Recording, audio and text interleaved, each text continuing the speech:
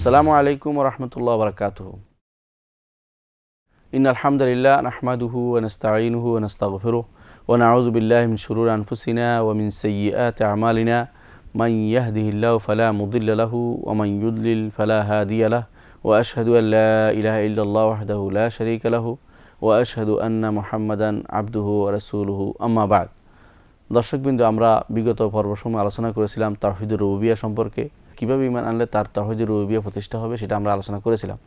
আজকে আমরা আলোচনা করব যে তাওহীদুর রুবুবিয়্যাহর উপর ঈমান আনলেই কি যথেষ্ট, না এটা আরেকটা জিনিসকে সাব্যস্ত করে বাধ্য করে আমাদের মানতে। আসলে তাওহীদুর রুবুবিয়্যাহর উপর ঈমান আনাই যথেষ্ট নয়। তাওহীদুর রুবুবিয়্যাহর উপর ঈমান আনলেই কোনো মানুষ ঈমানদার হতে পারবে এবং জান্নাতে চলে যাবে তা নয়, বরং তাওহীদুর রুবুবিয়্যাহ আয়কার অধিকাংশ মানুষই ঈমান আনতো তাওহীদুর রুবুবিয়্যাহর উপরে। তারা সবাই স্বীকার করত। কোরআনে কারীম বিভিন্ন জায়গায় আল্লাহ তাআলা উল্লেখ করেছেন, ওয়ালা ইন সাআলতাহুম মান খালাকাস সামাওয়াতি ওয়াল আরদা লায়াকুলুনা আল্লাহ। যদি তাদেরকে জিজ্ঞাসা করো যে কে তোমাদেরকে সৃষ্টি করেছে, তো তারা বলবে যে আল্লাহ। অর্থাৎ আল্লাহ তাআলা তাদেরকে স্রষ্টা, এটা আরবের মুশরিকরা স্বীকার করত। তারা স্বীকার করত যে ওমা ইয়ারযুকুকুম মিনাস সামা ওয়াল আরদ, আসমান জমিন থেকে কে তোমাদেরকে রিজিক দেয়, তারা বলতো আল্লাহ। ওমাই ইউদাব্বিরুল আমরা, কে তোমাদেরকে ওমাই ইয়ামলিকুস সামা ওয়াল বাসার, কে তোমাদের সব কিছুর মালিক, আর তারা বলতো আল্লাহ। তাদেরকে জিজ্ঞাসা করা হতো মাই ইউদাব্বিরুল আমর, কে তোমাদের সব কিছু নিয়ন্ত্রণ করে, তারা বলতো আল্লাহ। তো এটা বোঝা গেল যে আরবের মুশরিকরা অধিকাংশ জায়গাতে তারা অর্থাৎ রুবুবিয়তের বেশিরভাগ জিনিসে তারা স্বীকার করত এবং অনেকে সবগুলোই স্বীকার করত। কিন্তু তাদের কোন জায়গাতে হলো সমস্যা ছিল, সেই জিনিসটা ছিল তাওহীদুল উলুহিয়া। তারা আল্লাহর ইবাদতের স্বীকৃতি, পরিপূর্ণ স্বীকৃতি দিত না। আজকে আমরা সেই বিষয়টাই আলোচনা করব যে কিভাবে আল্লাহ তার রুবুবিয়ত মানার অর্থই হচ্ছে যে তার উলুহিয়তকে মানতে হবে, না হলে এই রুবুবিয়ত মানার কোনো মূল্য থাকে না। কারণ আপনি যদি কোনো আল্লাহকে রব হিসেবে মানেন, অর্থ হচ্ছে তিনি আমাকে সৃষ্টি করেছেন, তিনি আমাকে রিজিক দিচ্ছেন, তিনি আমার মালিক, তিনি আমার সব কিছু নিয়ন্ত্রণ করছেন, তা আপনি অন্যদিকে কেন যাবেন? যিনি আপনার এত কিছু করে দিচ্ছেন, আপনার সৃষ্টি করেছেন, আপনাকে তিনি মালিক, রিজিক দিচ্ছেন, খাওয়াচ্ছেন, পড়াচ্ছেন, আপনাকে সমস্ত কিছু আপনার ব্যবস্থাপনা করে দিচ্ছেন এবং আপনার জন্য নবী পাঠিয়েছেন, আপনার জন্য কিতাব পাঠিয়েছেন, আপনার জন্য বিচারের ব্যবস্থা রেখেছেন, আপনার উপর কেউ জুলুম করলে তিনি হাসরের মাঠে জুলুমের জবাব দেওয়ার জন্য সব কিছু তৈরি করেছেন, আপনি অন্যদিকে কেন যাবেন? এটাই হচ্ছে ইস্তিলজাম বলা হয় এটাকে, অর্থাৎ কোনো কিছু বাধ্য করে। আপনি যেহেতু রব হিসেবে আল্লাহকে মানছেন, সেটা বাধ্য করে যে আপনি আল্লাহরই ইবাদত করবেন, আর কারো ইবাদত করবেন না। সেটাই হচ্ছে তাওহীদুল উলুহিয়া। অর্থাৎ আজকে আমাদের আলোচনা হবে কিভাবে তাওহীদুর রুবুবিয়্যাহ, তাওহীদুল উলুহিয়াকে মানতে বাধ্য করে, আবশ্যক করে তোলে, সেটা আমরা আলোচনা করব। দর্শকবৃন্দ, আমরা জানি যে আল্লাহ তাআলা এই জিনিসটাকে বেশি গুরুত্ব দিয়েছেন। কোরআনে কারীমে বলছেন, আল্লাহ তাআলা প্রথম নির্দেশেই বলেছেন, ইয়া আইয়ুহান নাস উবুদু রাব্বাকুমুল্লাযী খালাকাকুম ওয়াল্লাযীনা মিন ক্বাবলিকুম লাআল্লাকুম তাত্তাকুন। হে মানুষরা, হে লোক সকল, তোমরা উবুদু রাব্বাকুম, তোমরা রবের ইবাদত করো। কেন? আল্লাযী খালাকাকুম, যেহেতু তিনি তোমাদের সৃষ্টি করেছেন। সৃষ্টি করার কারণে সেটা দাবি করে যে একমাত্র তারই, যে আমাকে সৃষ্টি করেছে তার ইবাদত করব। দুনিয়ার মানুষ দেখেন, যে কোনো নেয়ামত দেয়, যে কোনো আপনাকে কিছু দেয়, আপনি চান তার কথা শুনে চলতে। যে আপনাকে টাকা দিবে তার কাজ করেন আপনি, যে আপনাকে সম্মান করে তার কথা শুনে চলেন।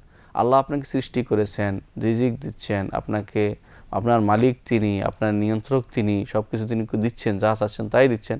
আপনি তাকে ছেড়ে অন্যের কাছে কেন যাবেন? গেলে সেটা আল্লাহ তাআলার রুবুবিয়তের পরিপূর্ণ হক আদায় হলো না। এই জন্য রুবুবিয়ত দাবি করে যে আল্লাহ তাআলার কথা আপনি শুনবেন, আল্লাহ তাআলার কথা আপনি মেনে চলবেন, কিন্তু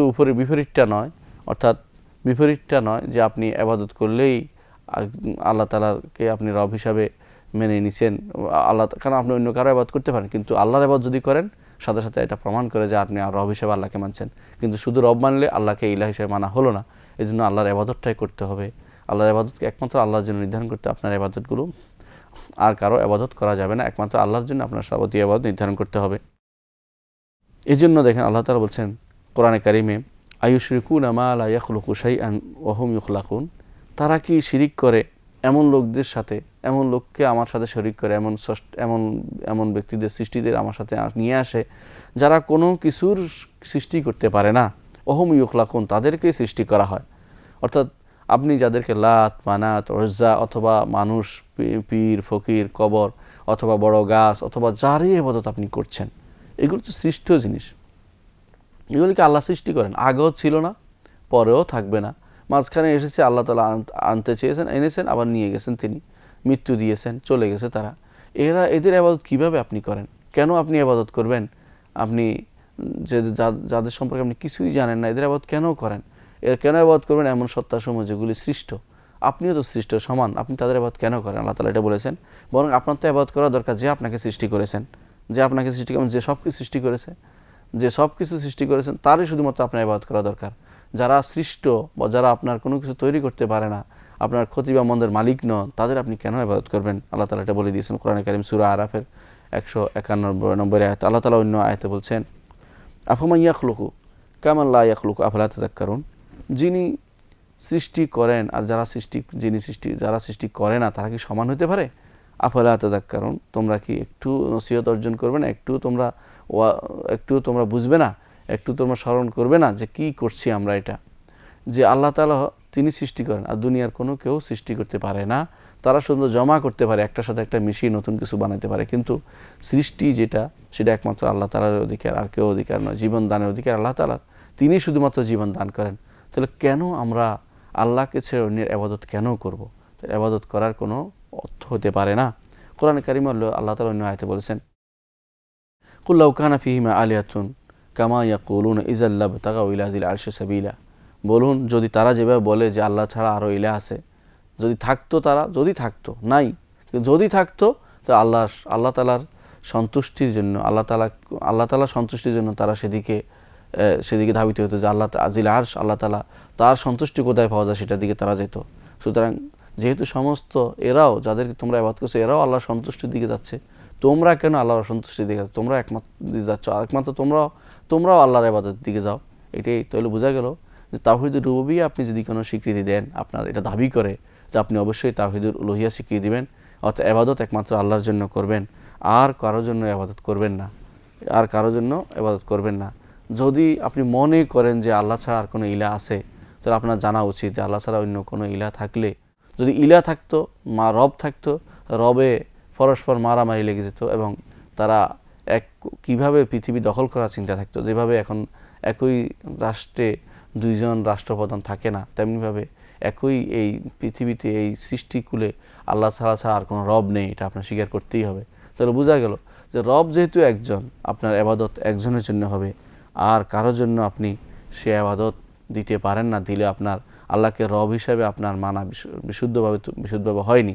কারণ রব হিসাবে মানার অর্থই হচ্ছে একমাত্র তারই ইবাদত করবেন, আর কারো ইবাদতের ধার ধারবেন না।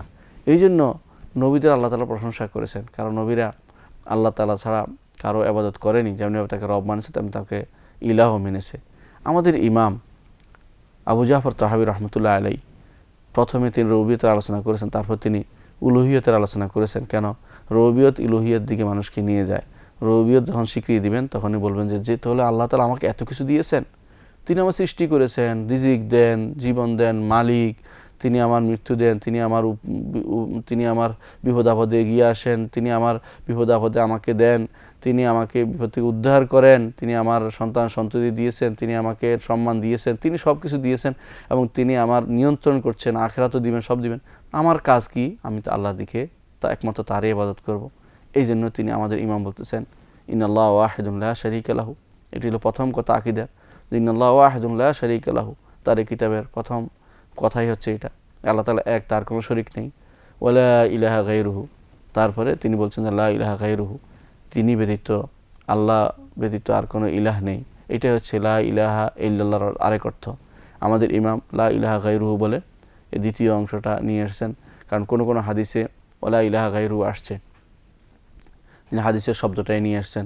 ওয়ালা ইলাহা গায়রু, লা ইলাহা গায়রুকা আছে সেখানে কোনো হাদিসে, সেটা লা ইলাহা গায়রুহু, সেটা তিনি নিয়ে এসে সেটার একই অর্থে নিয়ে এসেছেন, অর্থাৎ আল্লাহ ছাড়া আর কোনো ইলাহ নেই, আল্লাহ ছাড়া আর কোনো ইলাহ নেই। শুধু বোঝা গেল লা ইলাহা ইল্লাল্লাহ এবং লা ইলাহা গায়রুহু একই অর্থবোধক, দুইটার মধ্যে কোনো পার্থক্য নেই, শুধু শব্দের পার্থক্য, অর্থভাবে এক, অর্থাৎ আল্লাহ ছাড়া প্রকৃত কোনো ইলাহ নেই। লা ইলাহা গায়রুহু, আল্লাহ ছাড়া তিনি ব্যতীত আর কোনো প্রকৃত ইলাহ নেই। লা ইলাহা ইল্লাল্লাহ, আল্লাহ ব্যতীত প্রকৃত কোনো ইলাহ নেই। হ্যাঁ, অপ্রকৃত ইলাহ দুনিয়া ভর্তি হয়ে আছে, এই জন্য অবশ্যই অর্থ করতে হবে, প্রকৃত শব্দটি এখানে যোগ করতে হবে, না দুনিয়াতে ইলাহর অভাব নাই। মানুষ ইলা ইলা মানুষ যাদেরকে ইবাদত করে, যাদের ইবাদত করছে তারাও তো ইলা। ইলা অর্থ হচ্ছে মাবুদ। মাবুদ অনেকের কাছে এরকম বহু মাবুদ আছে। সুতরাং মনে রাখতে হবে, অনুবাদের ক্ষেত্রে আমাদের সবসময় খেয়াল রাখতে হবে যেন লা ইলাহা ইল্লাল্লাহ অর্থ করি আল্লাহ ছাড়া প্রকৃত কোনো ইলাহ নেই, আর লা ইলাহা গায়রুহু তিনি আল্লাহ ব্যতীত আর কোনো প্রকৃত ইলাহ নেই, এই অর্থটি করতে হবে। আমাদের ইমাম এই বলেছেন যে লা ইলাহা গায়রুহু এর অর্থ হচ্ছে যে আল্লাহ ছাড়া আর কোনো ইলাহ নেই, এটা তাওহীদুল উলুহিয়া সাব্যস্ত করছে। যখনই আমি একথা বলবো নাকুল ফি তাওহীদিল্লাহ, আবার বলবো নাকুল ফি তাওহীদিল্লাহ, আল্লাহর তাওহীদের ব্যাপারে আমরা বলবো মুতাকিদিনা এই বিশ্বাস করে বে তৌফিক ইলা, আল্লাহ তৌফিকে লা ইলাহা গায়রু যে আল্লাহ ছাড়া কোনো ইলাহ নেই। ইলাহ অর্থ কি সেটা আমরা এখন আলোচনা করব। ইলাহ শব্দের ইলাহ যিনি তিনি রব হবেন এতে কোনো সন্দেহ নেই, আমরা আলোচনা করে এটা বুঝতেই পারি যে যিনি ইলাহ মাবুদ হবেন। ইলাহ শব্দের অর্থ মালু, মালু অর্থ মাবুদ। মাবুদ তো একমাত্র আল্লাহ তাআলা, আর কেউ তো মাবুদ হতে পারে না। যেগুলি মাবুদ দুনিয়াতে আছে সেগুলি হচ্ছে অপকৃত মাবুদ, বা যে সত্য মাবুদ নয়, মিথ্যা মাবুদ, মিথ্যা বাতিল অসার উপাস্য, অসার মাবুদ, সেগুলি একমাত্র সত্য উপাস্য সত্য ইলাহ হচ্ছেন সত্য আমাদের সত্য যার ইবাদত করলে আল্লাহ তাআলা যার ইবাদত গ্রহণযোগ্য তিনি হচ্ছেন আমাদের রব আল্লাহ তাআলা, তাঁরই ইবাদত আমাদের করতে হবে। তো ইলাহ শব্দের অর্থ হচ্ছে মা'লুহ। যারা ইলাহ শব্দের অর্থ করেন যে সৃষ্টি করার যোগ্য, তারা ভুল অর্থ করেন। ইলাহ শব্দের অর্থ নয় সৃষ্টি করার অর্থ, এটা রবের অর্থ, রুবুবিয়তের অর্থ। উলুহিয়তের অর্থ হচ্ছে মা'লু বা মাবুদ, উপাস্য।